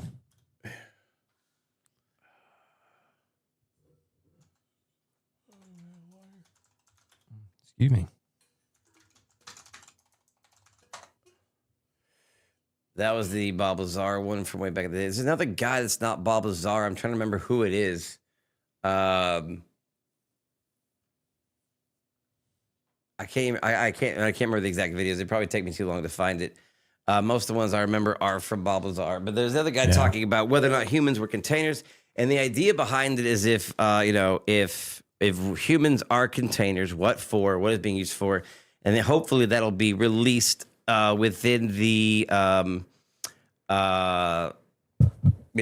foreseeable future of them slow rolling for releases, like it's a disc set. But you think that's what they know already what we're for? I mean, that's assuming that we know. I'm assuming they don't know fully. I'm assuming they have an idea, or they've come up with an idea of the most logical explanation. Occam's razor, where like this is probably what it is. And it's something that apparently made Jimmy Carter cry for 3 days after he found out. Well, that would be interesting. Let me see if I can find that part. What made Jimmy Carter cry for 3 days? He caught his hand with a nail gun while he was doing Habitat for Humanity. Let me see if I can just find those exact words. After finding out he had cancer. There it is, Reddit. Of course, it's on Reddit. Let's see. Well, with theories. Is it Ed Harris I'm thinking of? I think that might be the guy I'm thinking of. Ed Harris? Or surely not the actor.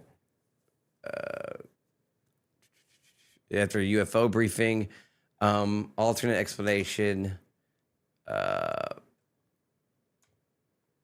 Where was the exact interview thing? Hold on. This button's failing on me.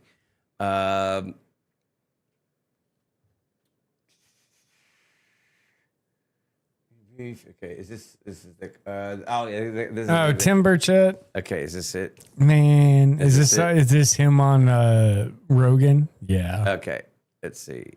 Where's the audio? Go into all of it, but I was in a mating. What would make him cry? So one of the things that he told me is that during the Bush administration, they brought in him and a bunch of other scientists and thought leaders, and what was explained to him was that they are considering disclosure and that there have been visits of these superintelligent beings from somewhere else, that we have retrieved crashed vehicles, and that we have biological remains. That's correct. And we are talking about disclosing. We would like you to make a list of all the ways that it'll negatively affect society and all the ways that it'll positively affect society, and attach a numerical value to these things. And they all did it, and every one of them said the negatives far outweigh the positives in terms of the impact on government, the impact on the economy, religion, all the. This would be why they didn't release it just immediately. You know, there was just a bunch But of people. really, you think just everybody's going to freak the fuck out and be like, fuck it, I'm done? I mean, I think if the like very large, not militant, but like devout religious groups had something, challenge their ideology. That's weak Christian then. Well, I'm not saying just Christian. I'm saying there's a bunch of religions there. I don't care about the other ones. I know, but I'm saying. So, that could be a potential reason that. Why is my 4 button going out? Hold on. There we go. Potential reason why it could be a crash out. All these different factors and how it would disrupt society. I mean, I get that, but I just don't really get it. Like, I would see, like, what you would imagine happening in whatever Avengers movie that was. Where the spaceship came down and everybody freaked out. The first one. Let's see. Yeah, this is the first Avengers movie. Is it the first one? It's Avengers, yeah. Yeah. So, like I could understand that. But if they're like, hey, everybody, for 50 years we've known of aliens, but we've only got 15 now that we've ever caught or have proof of them being here. Yeah. I think most of the world would be like, is our taxes going to be lower? Well, I mean, you say that, but there's a virus that breaks out and people just steal all the eggs and toilet paper. So, I mean, you kind of got to weigh the actual outcomes of how people actually react to, news, But that's something different. If they just released a document of like, hey, we know about this, then some people give a shit, some people don't because it doesn't affect their daily lives. And then, let's say, 36 strategic ships show up in different capitals of the world. You might have a different shit going on. You know what I mean? Yeah, I mean, I think you'd have a different reaction. They just bring out one of these UAPs onto the White House lawn and is like, hey, by the way, we have one of these. And then, Paul walks out and is like, sup, fuckers? There might be a little bit of a different, reaction than what most people think is going to happen from, No, I mean, I would agree. I think if we rolled out a ship, literally, if they're like, we did our version of a rollout party on it and they dragged it onto the lawn, in DC and showed it off or whatever they did. Yeah. I think even now there would be not the hysteria. I think you would trickle into a little bit of hysteria, but there wouldn't be the immediate, like, everybody's like, oh, screw it. Yeah. I agree. Well, let me end by showing you the trailer for Disclosure Day right. after the things we talked about, and see what you think. Give us some kickback, Steven.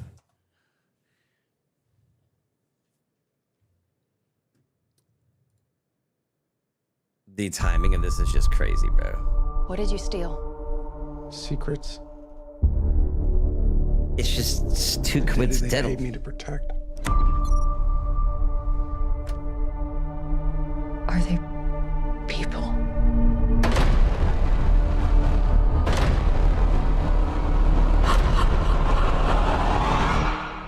No. Oh, sorry, I wasn't showing you guys yet.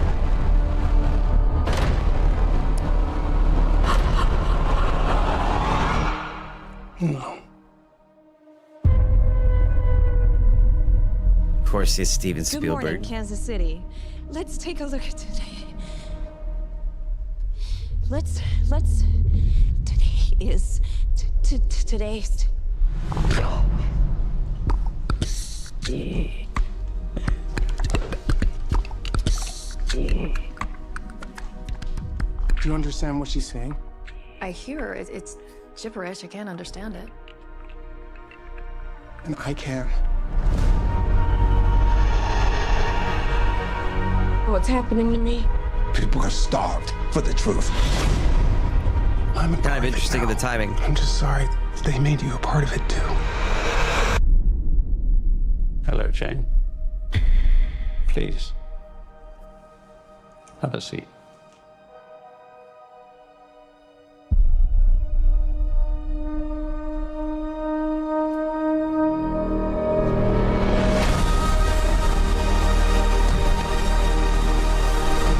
This 79-year terror campaign of lies has to end. So 79 years, I was wrong. Full disclosure to the whole world. That truth will upend all established order across the entire world. If you do this, there's no undoing it.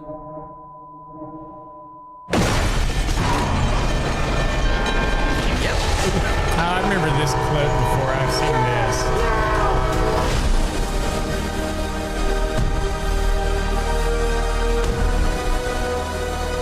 Why would they do this? When the time is right, everything will become clear.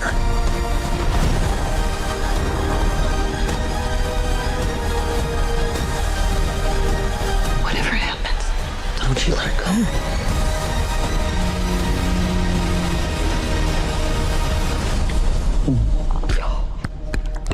I mean, The timing, though. The All right. timing. The timing. Smith Month, everybody, once again. Smith month, indeed, indeed. Let's get off of this, and then we will. I guess we'll get to the Wexler stuff on the next episode. We Oh, do yes. have, for those of you who are still here, thank you for being here. Oh, yes. Thank you for everyone's involvement, and the new Just sub, girl, Johnny. the new sub on YouTube. Appreciate you immensely. Anyone who found their way from TikTok, first time live streaming on TikTok. And appreciate you guys that were over there. We will have, I believe, next week, we're going to have a guest on. She's going to come next week. She Okay. guys will be today. That is doing a documentary Oh, about. good. I thought it was the waxing person. I was going to have to. No, that's not be coming here. soon. So yeah, they're both coming soon. So we have the project is called the Playbook of Silence.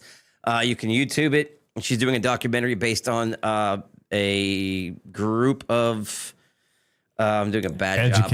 Educators that are possibly grooming children for terrible things. Bad things. And she's doing her part to expose it. We'd love to have her on to have that as much publicity as possible. So she's going to be coming on talking about her documentary, The Playbook of Silence. That'll be next week. And then the following week or so, we will have on our esthetician friend, Victoria, who will be waxing me live for donations. I probably won't be here. If but you like to see, me put into a lot of pain and torture, show up for that. My stream over on my gaming channel loves to see me go through pain. So, feel free to turn out for that. Again, thank you everyone who turned up for Schrödinger's Cast, and thank you for being a part of it. We'll see you guys next week, Wednesday night at 7. Y'all have Later, a man. great week. Yes.